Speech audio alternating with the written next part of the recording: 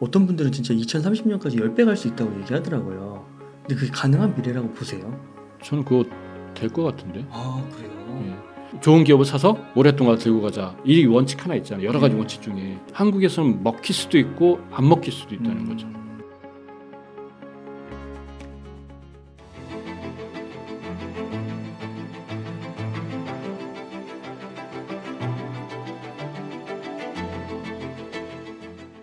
올해도 이제 주식시장은 어김없이 열리고 있지 않습니까? 근데 이제 상황마다 또 다른 것 같아요. 그래서 이제 저는 오늘 이제 나와 출연해서 말씀드리고 싶은 거는 뭐냐면 각 시장별로 이렇게 좀 섹터가 다르다는 걸 좀 이야기를 해드리고 싶어요. 요즘에 이제 미국 주식 시장이 또 핫하지 않습니까? 네. 그럼 한국 주식 시장은 의외로 조금 소외받는 것 같은데 그런 것들에 대한 이야기 좀 해드려야 되지 않을까라는 생각이 듭니다. 예.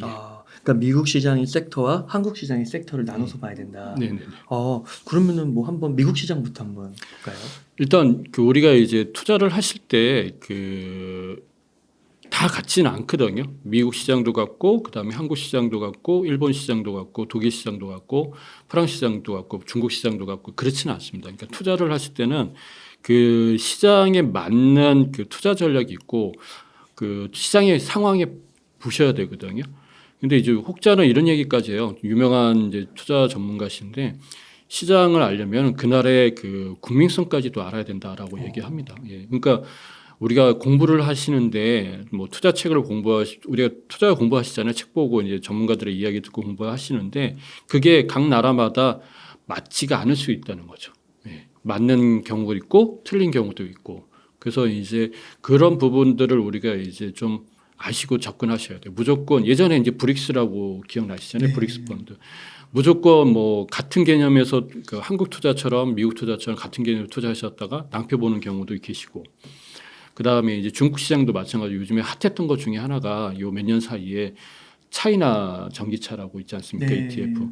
그것도 마찬가지거든요. 그 시장에 대한 정확하게 이해를 하시고 그러니까 업종에 대해서는 이해를 많이들 하고 계시지만 그 나라 상황에 대한 걸 보셔야 됩니다. 그래야지만 우리가 투자를 하실 때 이해가 되는 거죠. 지금 차이나 전기차 안 좋은가요? 그 우리 그 유명한 그 ETF 있지 않습니까? 뭐 ETF 있지 않습니까? 그러니까 바닥까지 왔잖아요. 타이거 차이나 전기차. 네, 맞습니다. 그렇구나. 그거 되게 인기 많았었는데. 그렇죠. 근데 그게 그 전기차 업종이 우리가 안 가는 게 아니잖아요. 미국에 저기 중국에서도 전기차가 많이 팔리고 있고 또 테슬라가 또 어떤 경우는 고전을 면치 못한다라고 하고 있는데 근데 주가는 또 다른 문제라는 얘기죠. 예. 왜냐하면 그 나라의 이제 그 환경을 봐야 되는 거죠. 예. 그러니까 투자를 하실 때 그런 부분을 좀 고려하셔야 되는데 그러면 이제 요즘에 이제 미국 주식이 핫하지 않습니까?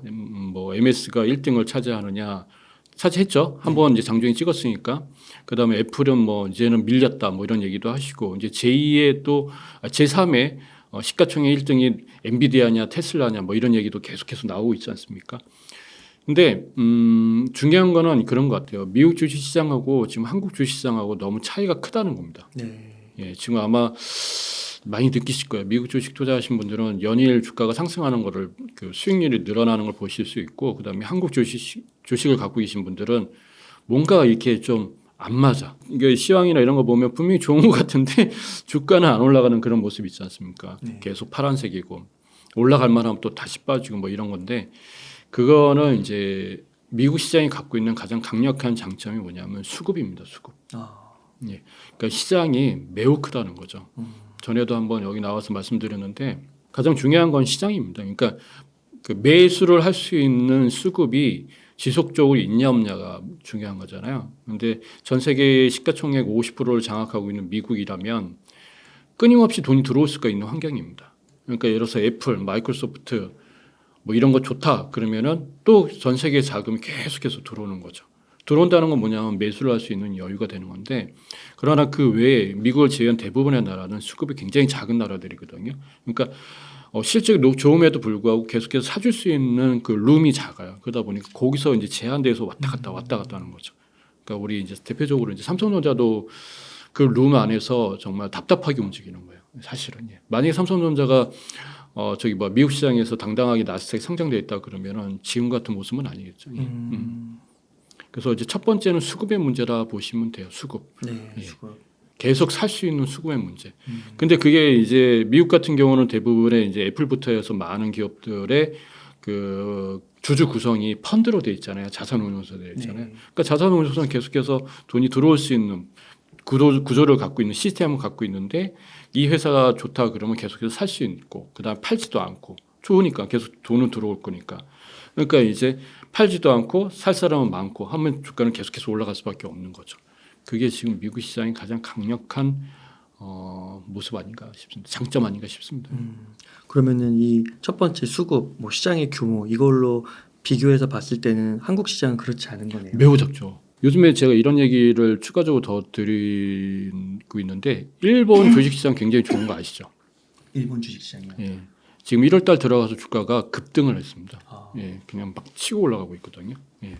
우리나라는 이렇게 빠지고 있잖아요. 중국은 쭉 그냥 흘러내리고 우리나라는 올 12월 달까지 올라갔다가 툭 빠지고. 근데 일본은 딱 1월 2일부터 갑자기 수직 상승하고 있어요.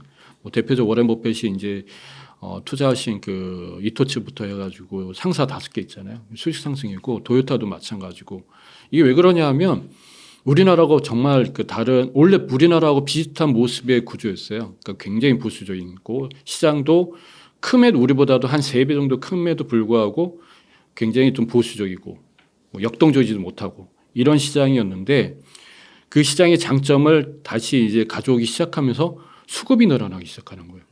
공간이 늘어나 있으니까 외국 기관 투자자들이 사기 시작하고 계속 적극적으로 사는 거거든요. 그러니까 주가가 계속해서 올라가고 있죠.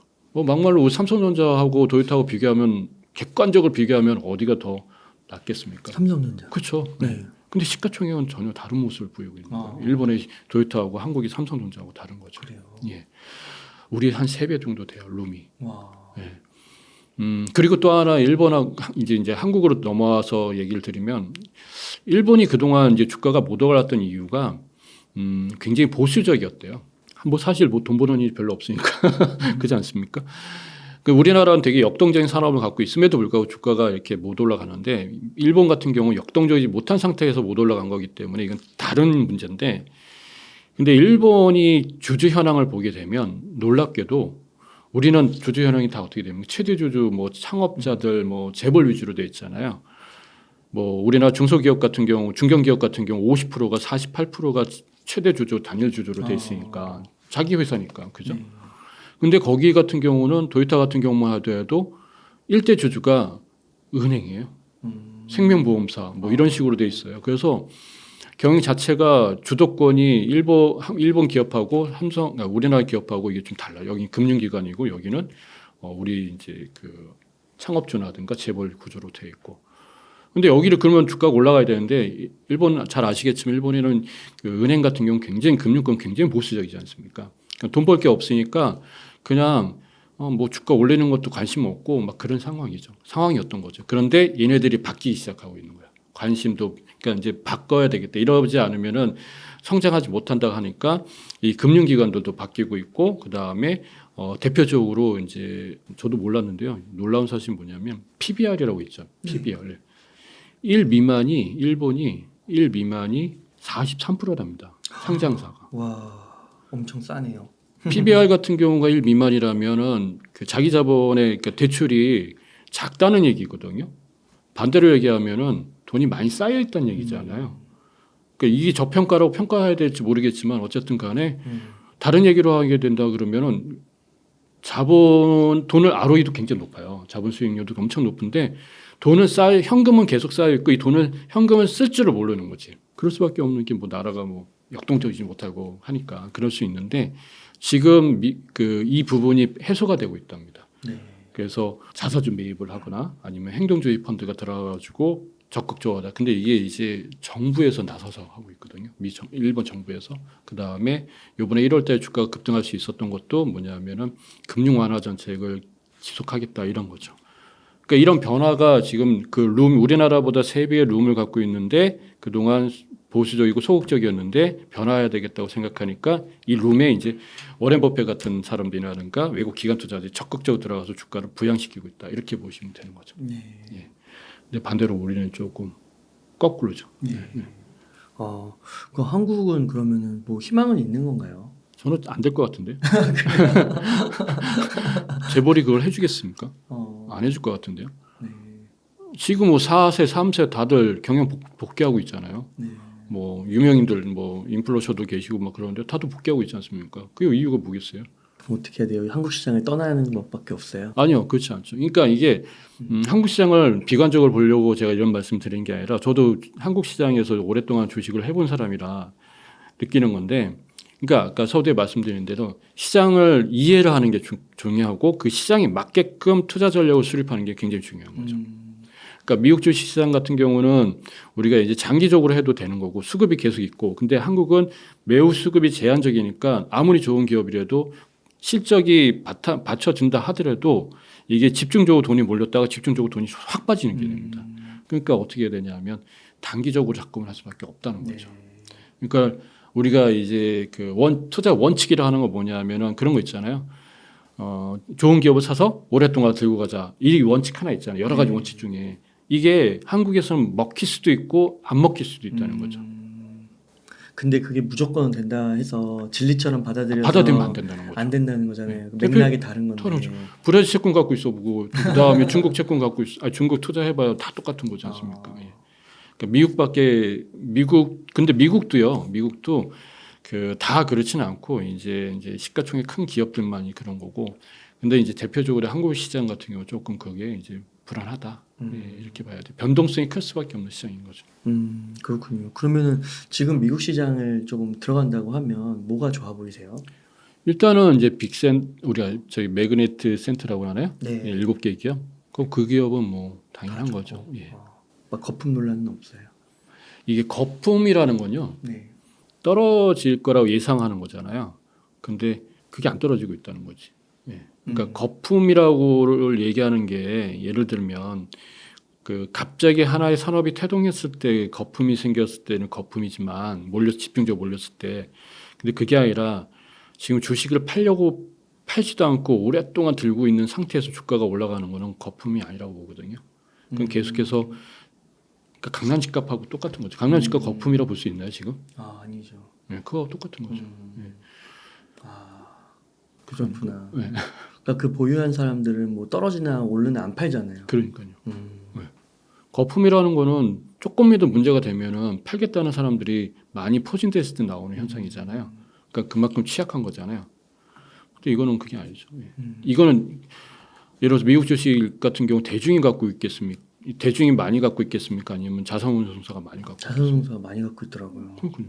전 세계 부자들이 다 사들고 왔는데 뭐. 요즘에 경기가 안 좋을 때는 당연히 아무거나 안 사죠. 네. 예. 현금 많고 확실하고 그다음에 모두가 갖고 있을 만한 것. 이건 얘기는 뭐냐 안 팔겠다는 얘기고 그다음에 계속해서 수급이 들어올 수 있는 것. 그리고 뭐 빠진다 해도 뭐 1-20% 빠지는 거는 그냥 시장에서 바로 비일비재 그렇죠. 있는 일이고. 바로 또 10% 20% 빠지면 바로 매수세가 다 붙잖아요. 신규 자금이 그걸 대기하고 있으니까. 그래요. 그게 이제 우리가 얘기하는 좋은 주식을 사서 오랫동안 들고 있어야 되는 그런 그 원칙의 그 말에는 계속해서 수급이 붙을 수 있는 기업이어야지만 가능한 얘기죠. 이게 없으면 불가능합니다. 네. 예. 그러니까 뭐 코로나 때도 이제 이런 빅테크들 매그니피센트 세븐 이런 것들은 많이 빠져도 한 30%잖아요. 그렇죠.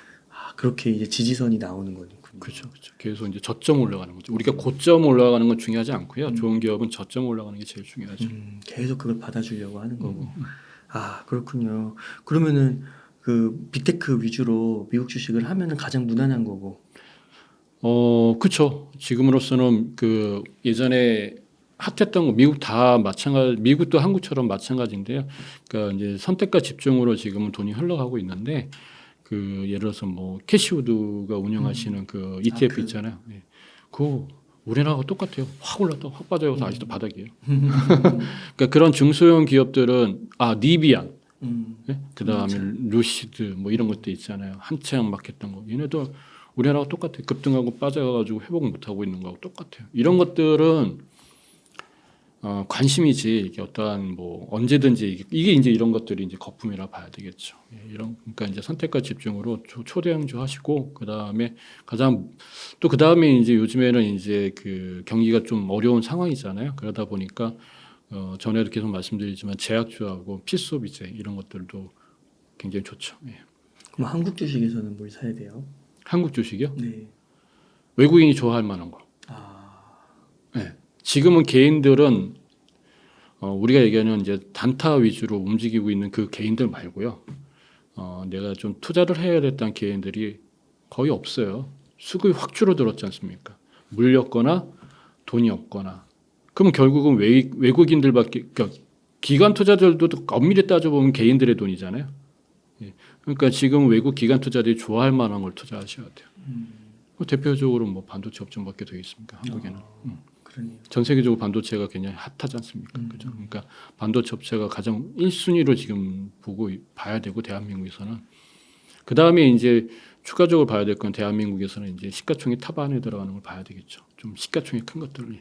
그래서 요즘에 보면 현대차, 기아차가 참 한때 쫙 갔었잖아요. 이게 그것도 이제 외국 기관 투자를 좋아하는 것들이니까. 아, 그렇군요. 그 테슬라가 조금 주가가 안 좋은 것 같더라고요. 상대적으로 그 시가총액 굉장히 한 1위부터 한 15위까지 봤을 때 테슬라는 좀 이렇게 지지부진한 것 같으세요? 테슬라는요. 그쵸. 7개 기업 중에 테슬라에 대해서 사람들이 좀 약간은 이제 그 실망스러워 하시는데 그거 어쩔 수 없어요. 지금 경기가 안 좋은데 지금 자동차 그 수천만 원짜리 자동차를 어떻게 사겠습니까? 그렇지 않습니까? 네. 그러니까 이제 이런 기업들 같은 경우는 경기가 이제 둔화되거나 안 좋을 때는 타격을 받을 수밖에 없습니다. 애플도 그래서 타격받은 거예요, 지금. 100만 원대가 지금 타격받았잖아요. 그럼 수천만 원대는 타격을 더 받겠죠. 네. 그러니까 그런 거라 보시면 되지. 그러나 이제 경기가 살아나게 되면 이제 확실하게 이제 또 자동차 그러니까 소비가 늘어나고 그다음에 이제 이런 기업들을 이제 테슬라 같은 기업은 금리가 떨어지면은 바로 그냥 그 수혜를 받게 되죠. 그래서 우리나라 기업들이 대부분 제조 기반이잖아요. 막대한 돈이 들어간 이제 항상 돈이 들어가야 되는 그런 제조 기반 사업을 갖고 있기 때문에 금리가 떨어지면 대한민국 주식 시장이 조금은 좀 지금보다 훨씬 낫지 않겠냐 이런 거죠. 아, 테슬라는 그렇게 보셔야 됩니다. 테슬라는 조금 더 기다려야겠네요. 반등하려면요. 그렇죠. 근데 이제 테슬라가 지금 보여주는 여러 가지의 그 뉴스 등 보면은 확실히 대단하긴 대단하죠. 로봇 그죠? 로봇 2천만 원짜리 로봇이 나오겠다라고 하고 있고 뭐 앞으로 가시적인 게 몇 년 후에 나타날 것들이 굉장히 크죠. 예. 아, 그렇군요. 그러면 진짜 어떻게 보면은 테슬라 같은 경우는 엔비디아랑 조금 많이 벌어졌잖아요. 엔비디아는 와, 500불 넘어서도 계속 오르더라고요. 600불 갈 것 같은데요. 네. 그럼 그래서 테슬라 투자하시는 분들이 많이 지쳐하시는 것 같아요. 네, 엔비디아 살 걸, 그리고 엔비디아 더 많이 살 걸, 테슬라 더 많이 사가지고. 네. 그럴 수 있죠. 예. 근데 이제 뭐 한간에 그런 얘기 있지 않습니까? 시가총액 1등, 2등이 지금 엎치락 뒤치락 하는데 지금 제3의 이제 시가총액 1등이 10년에 나올 만한 거는 엔비디아냐, 그다음에 테슬라냐, 이 둘 중에 하나 아니겠냐라고 지금 각자 좋아하시는 분들이 그렇게 얘기하고 계시죠. 예. 근데 저는 뭐 시가총액이 애플이 영원하다고 할 수는 없는 거고요. 다만 이제 애플을 그렇게 무시하시면 안 돼요. 지금 밀렸다고. 지난 10년 동안 거의 15년 동안 보면은 1등 자리에서 몇 번 자리 놓친 적이 있지 계속 1등이었고요. 마이크로소프트는 거의 30년 동안 시가총액 탑5 안에 드는 기업입니다. 이건 명불허전이에요. 예. 이 두 기업을 가지고 1등, 2등을 차지하는 거 가지고 이야기해도 그건 맞겠지만 근데 이제 여기서 재미난 건 엔비디아라든가 그다음에 테슬라가 만약에요. 10년 안에 1등을 하게 되면 수익률이 몇 퍼센트 나온 것 같으세요? 지금 시가총액이 4천조가 마이크로소프트하고 애플이잖아요.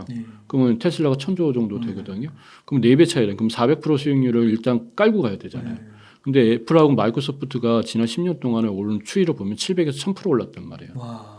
그러면 곱하기 4 하게 되면 4000% 올라가야 된다는 얘기가 똑같은 거예요. 그러니까 엔비디아하고 그 테슬라가 만약에 1등을 차지한다 그러면은 그런 일이 발생하는 거죠. 수천 프로나. 그러니까 마이크로소프트가 엄청 큰 그건데 공룡 기업인데 이번에 이제 AI가 붙어서 어떤 분들은 진짜 2030년까지 10배 갈 수 있다고 얘기하더라고요. 근데 그게 가능한 미래라고 보세요? 저는 그거 될 것 같은데. 아, 그래요? 예. 그 산업이 중요한 게 아니라 지금 뭐 잘하고 있으니까. 근데 과거 10년에서 15년 사이에 그 마이크로소프트하고 애플의 투자 수익률이 평균 연 투자 수익률이 20에서 30% 사이였거든요. 20%만 잡아도 20%만 잡아도 700%에서 1000% 나옵니다. 꼭 AI 때문에 나오는 게 아니라 그냥 원래 하던 것만 계속해도 네. 거기다 가격 인상시키고 네. 제품 가격 네. 인상시키고 걔가 갖고 있는 그런 야, 포지션으로 그대로 가기만 해도 그렇게 애플도 그 마찬가지예요. 그러니까 테슬라가 엔비디아가 지금은 이제 갑자기 뜨고 갑자기 이제 그러한 관심 때문에 기대치도 있고 하니까 뭐 테슬라는 올라갔다 빠졌지만 엔비디아는 확 올라가고 그 실적도 받쳐주니까 얘네들이 앞으로 가야 될 그 투자 수익률이 제대로 3, 4등을 지키려면은 1, 2등처럼 20% 연 20%에서 30% 사이에 나와야 돼요. 그 미국 주식에 우리가 얘기하는 업종 대표주 1등 자리를 보면은 하다못해 맥도날드도 400%에서 500% 사이에 나오고 그럽니다. 코스트코도 700%가 나오는데요. 그러니까 마이크로소프트가 10배 간다는 거는 이게 희망이 아니라 걔네들이 갖고 있는 어떠한 그 프로세스 시스템이라 봐야 되지 않을까 싶은데요. 대단하네요.